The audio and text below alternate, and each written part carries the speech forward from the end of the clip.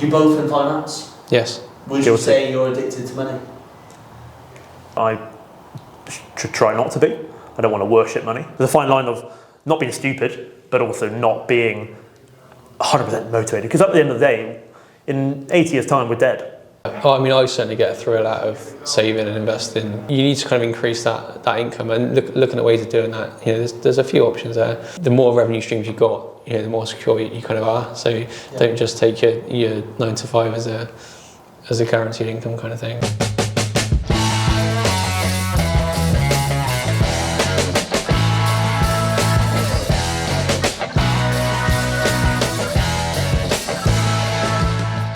Hi there, all, Sebring here. I'm with Jason and Ryan, and we are in, where are we, Jason? We're Loungers HQ. Loungers HQ in Baldwin Bristol. Street. And these guys have kindly accepted my invitation to do a podcast about money. Now, first of all, is the level of debt sustainable in our country? I think it needs more of a detailed question than is it sustainable? I mean, on the top level, if you look backward from a historic point of view, we are way, as a world, we're in debt way beyond our means to ever repay it. If you looked at it from a historic point up to maybe 2019, you would probably be in the camp of saying we're absolutely fine, nothing's going to go wrong, as long as we don't have a pandemic that's going to shut down the world. Fast forward to 2023, I think the majority of people would probably agree that point of view is now quite outdated. The fact that what we had been, a lot of people have been growing up on this ultra low, effectively really negative interest rate, but way below inflation. 0.5. You looked at some of the ECB, even negative interest, unheard of, unprecedented. And now we're looking at, government debt at being, minimum 5% and up. It sort of begs the question, at what point, if we get to that point in the future, do we get to an interest level on the public debt that simply is beyond our means to even repay potentially the interest? Have we got past that point already? I think that is ultimately that's the question that we kind of need to touch on. And I think some people are saying that we will definitely get to that point, and some people are saying we're way beyond that point already. From my point of view, I think we're not quite that point. I think it might get there if we continue to see a decline of production. Ultimately, I believe that our massive expansion of money supply, and without the relative increase in production, has meant that what we produce as a country in the UK is simply not keeping up with the value of money. One thing's got to give. Either we produce more and be more efficient to keep up with that, I think it's 33% increase in money that we've had. Oh yeah, I think it's probably more than that. The kind of M1, it's crazy, especially in the US.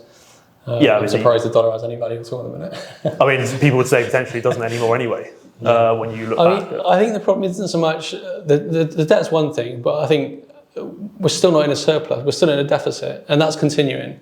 So the danger is, the amount of debt that we're in, it is going to get out of hand unless we can get that under control. And I think we can say with quite certainty that in the next general election, Labour are probably going to get in. So if the Conservatives can't get hold of it now, I put good money on it. There's going to be some problems, I think, for the future. And they say that there's going to be a recession every 20 years? So the last one was in 2008. Well, are we effectively in one already? Because we've got inflation at 10%, but we're growing at 0.1. I think we could be as well. And, I think the net migration was quite high, so that could also kind of impact the kind of GDP numbers as well. So, I mean, I think we just have to wait and see on that one. But by 2028, I'd be surprised if we didn't have some kind of recession. Because potentially sort of there isn't as much of a free market as there used to be. And in every sort of economy cycle, what's the period? 10 to 15 years, there may be sort of boom to recession?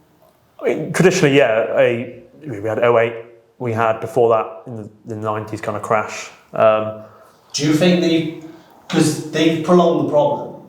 They have. They've artificially inflated the economy Yeah. because ultimately overnight they just turned the flick on it and just turned it off. So essentially, a recession sort of, I heard this great analogy, it's like a forest fire, you know? The forest fire floor burns and it gets rid of all the over-leveraged small companies that maybe took on too much debt and won't be able to sustain themselves. But the bigger, strong trees survived. And what that did essentially is put nutrients in the ground for new birth. I think we're starting to see that already. You look at Wilco, there's pretty clear the driver of that. They took on a bit of debt and potentially over leveraged a little bit, but there's been a few signs like Silicon Valley Bank as well. We've had Credit Suisse, didn't they go? Oh yeah, they had a bit of a hiccup as well, and bits like that. I think are kind of early warning signs that maybe something's not quite right behind the scenes there. Yeah. So But essentially, I love your analogy of the fire. I think no one really wants to talk about, certainly from a political point of view. We don't want to bring politics in, but you look at what the MPs are talking about right now.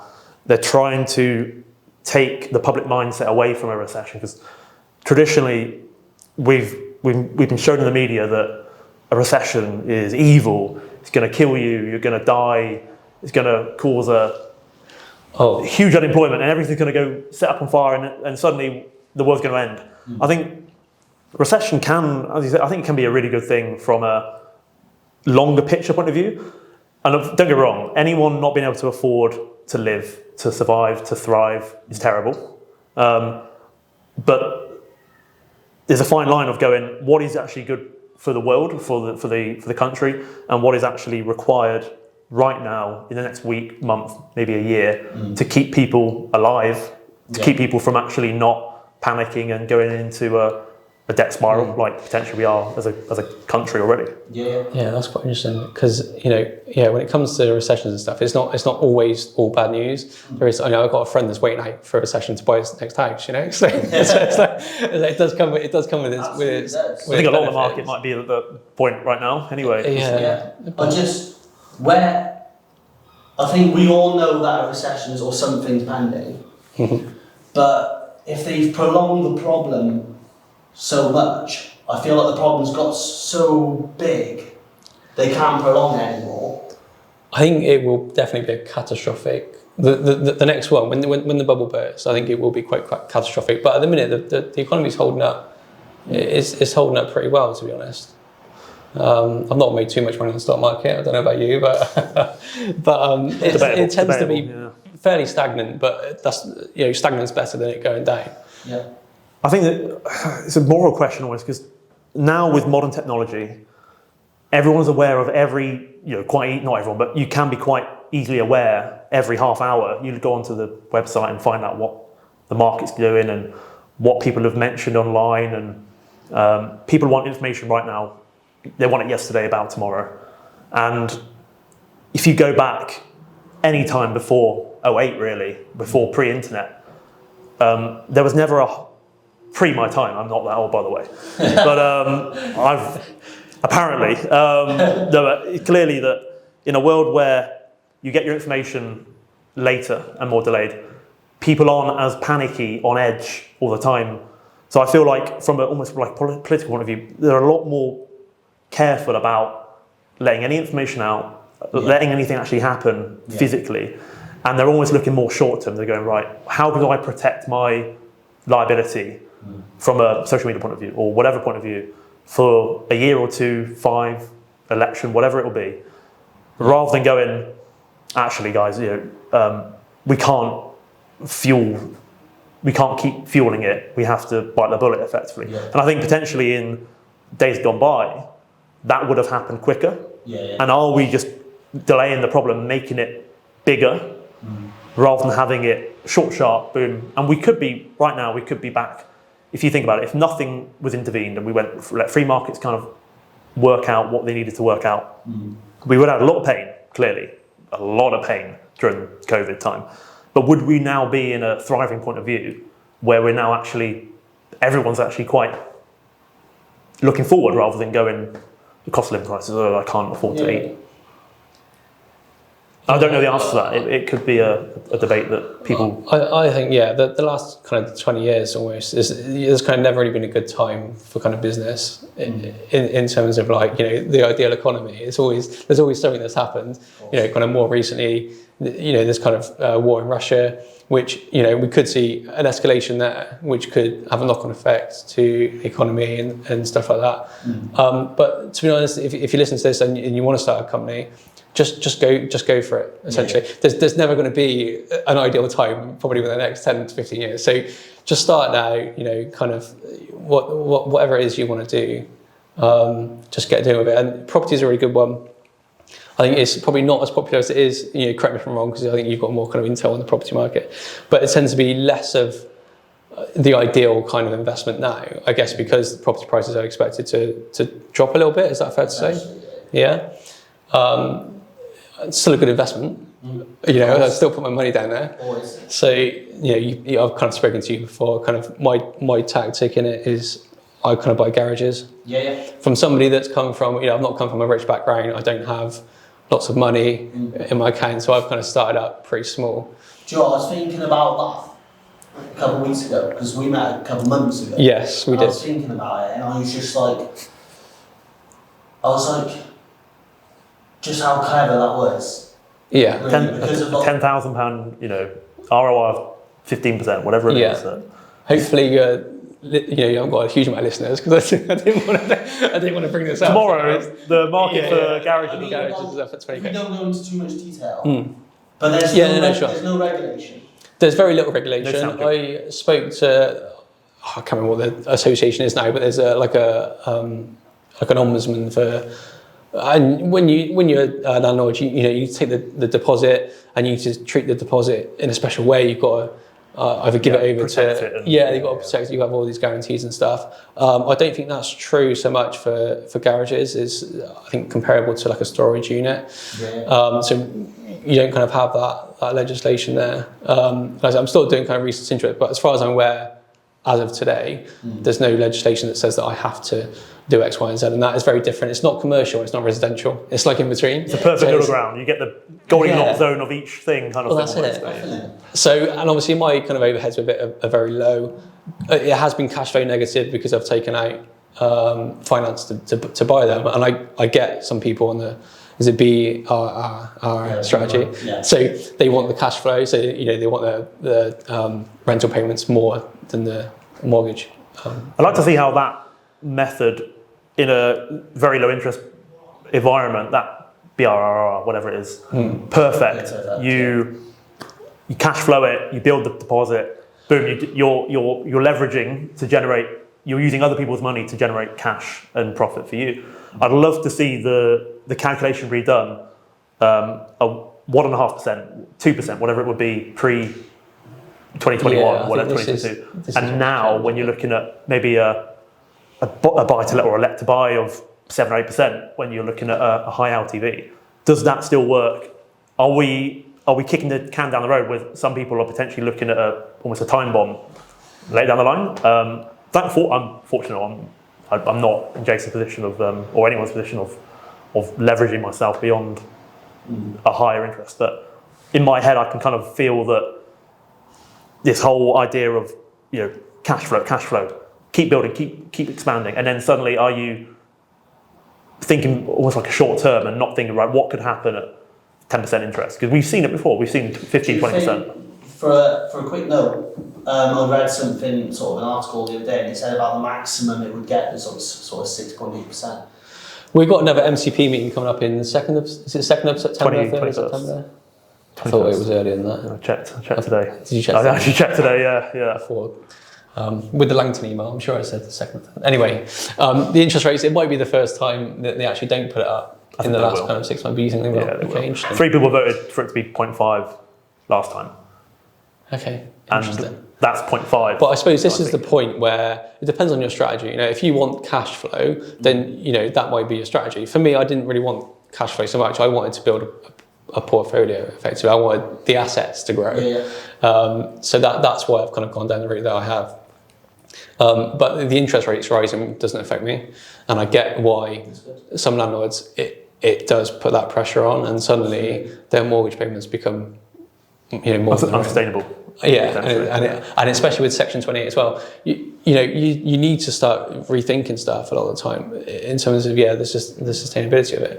So we're seeing a lot more people, I think, now going into limited companies because of that Section 28 and being able to write off that interest. Yeah, absolutely. I think the overall aim in all of properties now is just forget about personal, go in the company. Yeah, but then you got other legislation. You got red tape to get through from that point of view. Pros and cons. If you've got a lot of assets, it might be worth doing. But then you've got the the whole legislation of how do you remunerate yourself. It's not as straightforward as going, money is my money. You need to. It's another question you need to really be talking to yourself about. Yeah. Let me just say, I'm not authorised or regulated to give financial advice. All right, so don't. If you're listening to this is not financial advice. Jason told me I should get rich tomorrow from. Let's go for. This is all great stuff, guys. Thank you for this. Yeah, there is. Let's go for some quick response. So we like to say Perfect. quick fire questions. Mm-hmm. And if you've got a question for each other as well, feel free. So I'll just go in and you two can respond. Sure. Yeah. What's the best asset to invest in this economy? You need to. That is a good question. Because obviously there's going to be different strategies for that. Sure, and where you are personally from a. But just as sort of a basic understanding of it, what would you go for if you had a bit of money and you were investing right now? Because you've got lots of different options to go for. Yeah, I don't know. I keep having green energy pop up, but I'm not too sure. They seem to be relatively good returns. But if you're going to invest your money, you're going to invest your money into an asset, effectively, aren't you? And I guess property. The reason why property stands out amongst that is because property doesn't normally depreciate, or the land doesn't anyway. Yeah. So that's why people, like to put their money, because it's a relatively safe bet in terms of that. But I think the really important thing, I can answer it the easy way. I would go a FTSE 100, maybe 250 for the time being, just short term. Get my money in there, not losing out to inflation. But I think anyone wanting to know the answer, they need to go ask themselves, what do I understand as an asset more than anything? Do you understand stocks and shares? Do you understand cash, the risks and the benefits of that? Do you understand land, property, a single share company that you really love, you really invest in, really in-depth data about? And I think the most important thing investing, and certainly at this point, because we're in a very almost turbulent point of view at the time, is to know as much information, short-term and long-term, about what you're putting your money into. Don't just go, oh, so-and-so online told me to buy property and I bought property and now I'm underwater. So-and-so told me to buy a classic car and now it's broken, I have no idea. Understand what you're going into more than anything, and then you can drive your answer from that. That's what I would say. Nice. Yeah, I'd also say as well, like a lot of time, I know it's a bit cliche, but people say, follow your hobby, follow your passion, and kind of build on that. The easiest way to build a business is to love what you do. So if you love what you're doing and you're able to generate an income from that, then do that. So if I had 10 grand in the bank, and there's something that I really kind of enjoyed. At the minute, it's finance, so I'm starting my book company this year. Are you sure about that? Yeah. It depends on you. Quick fire. Yeah, sorry, quick fire. Yeah, sorry, back to quick fire. No, it's all good. I mean, the questions I got are just not quick fire questions, but no, that's fine. Would you say that entrepreneurship is something people should be striving for? Again, quite a general question because it's going to vary to the person, but do you want to promote that? Do you think the government's promoting that, or do you think they're taking it away slightly? Yeah, I mean, I think they don't promote that enough, probably. I feel quite passionately about that question. Do you? I think no one should be needing that validation from anyone to go, should I be entrepreneurial? Should I be entrepreneurial, or should I be 9 to 5, Monday to Friday, weekend off? I think if you're asking that question, you've just told yourself that you're not. Hands down, I think if you want to be entrepreneurial, you should be, without even asking people, or maybe financially asking people, but you shouldn't go, should I be doing it or should I not? You should be that shouldn't be a question that in your head you're going, well, clearly I'm doing that because naturally that's kind of the way I feel. Yeah. I think two things. It's become very fashionable to be an entrepreneur. Yeah. It's a very easy way to go, I'm unemployed. Ultimately, let's not beat around the bush. Like there are some people who are entrepreneurial, but they're actually just living off parents' money and doing jack all. And then it's sort of diluting the pool of what it means to be an entrepreneur. I have been in the past, and I just loved it, and it was great fun, and I did it, and I didn't think that it was anything weird. I thought it was me just being normal. And I think if you view it as being a normal thing that you're doing, whatever it is, whether it's retail, hospitality, or property, whatever it is, if you are doing it because you feel like that's your normal thing, then that's the thing. You shouldn't need the government to tell you. You shouldn't need your mate to tell you. You shouldn't need a YouTube video to tell you. Yeah. If you're involved in it, you should just be feeding off each other automatically. Yeah.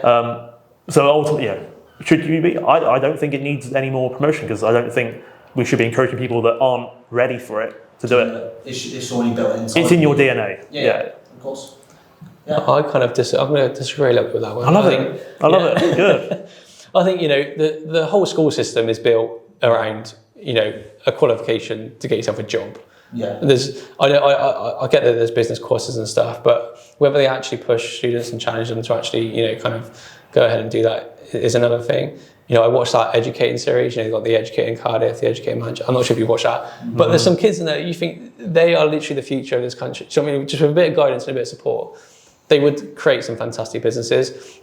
I think the trouble with this country at the minute is that, particularly with manufacturing, it's so expensive, and we've kind of artificially created that. So most people always look to China, and so the difficulty is encouraging people that you kind of can do that. And sometimes people's upbringing and stuff, a lot of it's mindset. A lot of it is they're in the mindset that they're kind of everything's working against them, and then they can't kind of move forward with kind of the idea. But so a lot of it, it's just having that ambition, having that dream, and kind of working out how you're going to do it.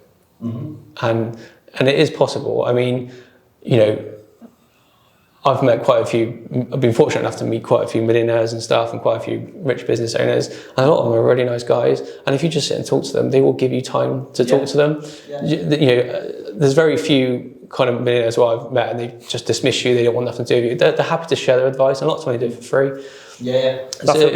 I'm quoting you that in a decade when you're multi-millionaire and you're palming people off to do your. I quite happily, give people. I mean, I'm sat here now.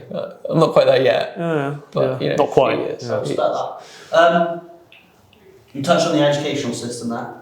That's a very good point. Because the one thing I remember in business is what they said was. An entrepreneur takes a risk. And that's the only thing I remember from business in school. And doing nothing is also risky. Because essentially... It's long-term risk.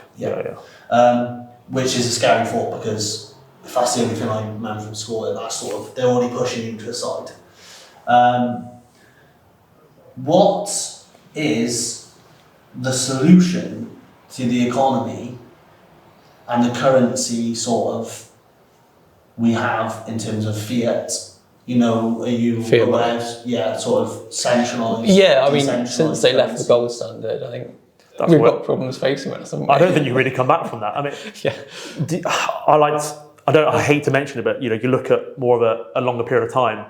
How long has the American Empire, whatever you want to call it, it's not quite an empire, but been going? 1700s, whatever. Things don't last forever, ultimately, and things happen. The mines don't exist anymore. Ancient China, ancient Egypt, all these sort of in the process of time, these little periods of time where we're living in the American Empire time.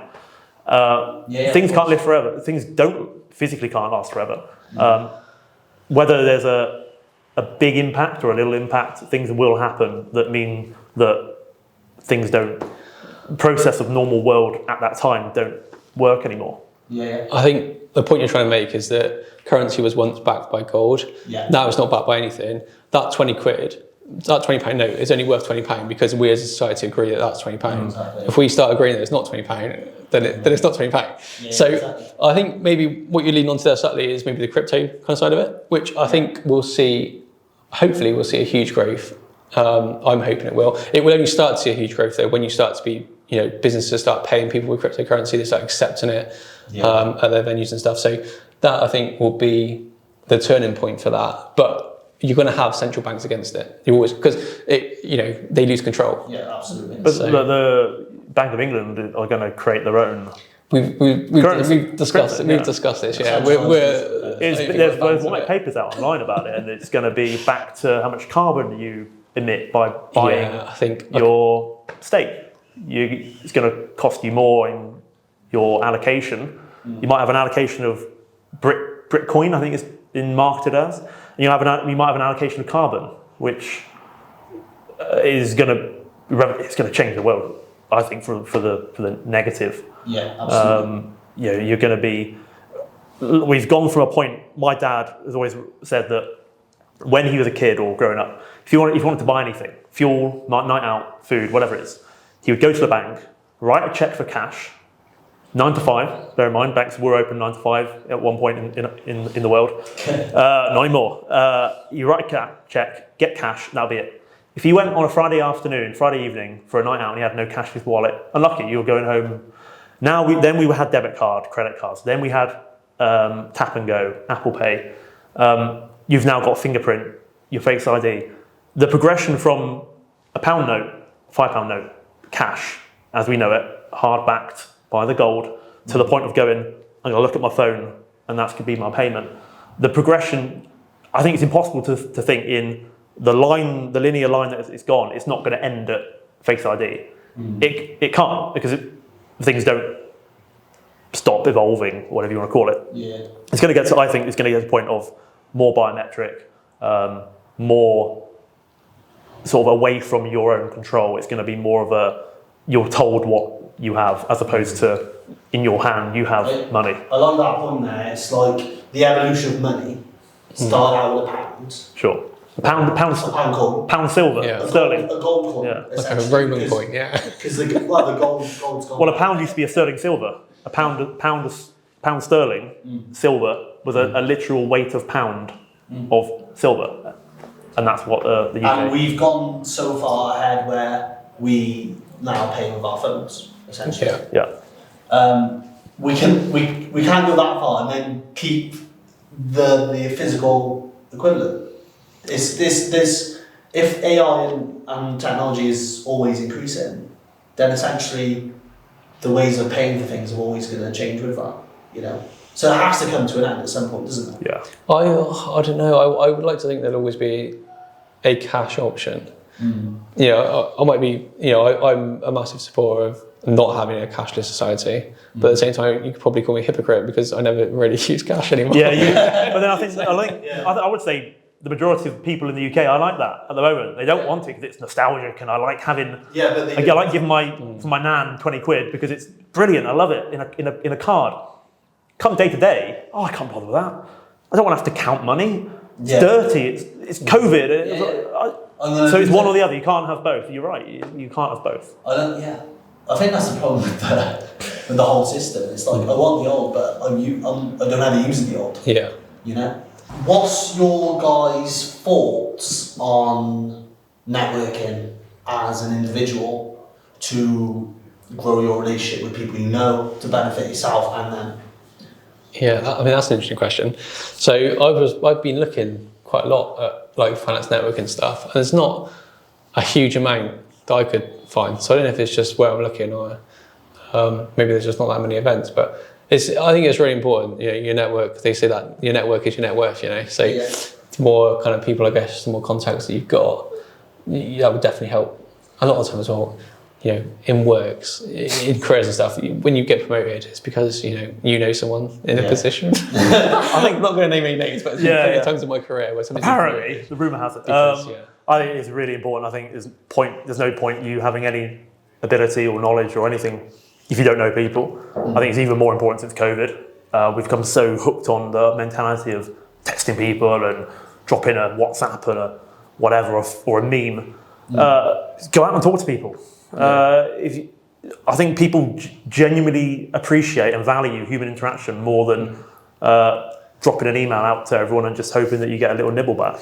Yeah, I like that. With the mental side of the business, do you think it's born in children's environments or us as young people? Yeah. Or do you reckon it's learned along the way? I think it is. I think it's partly genetic. Honestly, I think it's part of your DNA.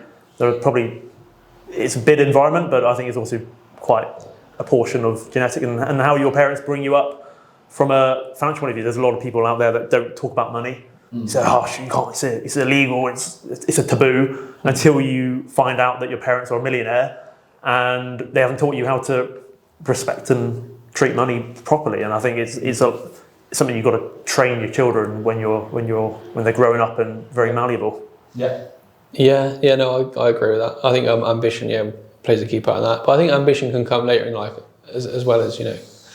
I mean, was it Colonel Sanders, KFC? I was wondering, do I mention that? But no, he started KFC at like 80 years old or something, 70 or something like that. It's crazy. The big question, was he wanting to do that before and just didn't have the ability to, or did something trigger? That's a good question. Maybe we'll never know. Yeah, I love that. Last question. Thanks, guys, for coming. You both in finance? Yes. Would you say you're addicted to money? I try not to be. Personally, I have a religious point of view that I should try not to be. I don't want to worship money. I think it's really important, and I think the knowledge that you have, the fine line of not being stupid, but also not being 100% motivated. Because at the end of the day, in 80 years' time, we're dead. Maybe 90. There's no point. From my point of view, I think we'll be living a lot longer. But from my point of view, you need to be sensible with it, really clever and methodical and logical, but don't be tunnel visioned about this one thing, this £1 note, it's £1 at the end of it. Yeah, I mean, I certainly get a thrill out of saving and investing money now than I do spending. Yeah, 100%. I don't mind spending other people's money. I think that's great. That's what I do. But I mean, in terms of myself personally, definitely.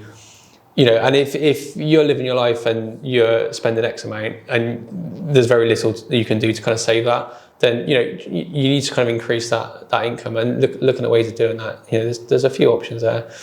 They always say the more revenue streams you've got, the more secure you kind of are. So don't just take your 9 to 5 as a guaranteed income kind of thing. So agreed. Yeah. I love that. Thanks, guys, for coming. Pleasure. Thank you. Thanks for the invite. This is episode 11, is it? I think so, yeah. Yeah. Growing that. Growing, yeah. I've got starting a property network meeting in Chepstow once a month. Yeah. But it's also going to be based on entrepreneurship as well. Yeah. So not only property related, because I love property, but I like entrepreneurship because I essentially feel like people should push more out of their jobs or start to try and create ways of out of their comfort zone. Yeah.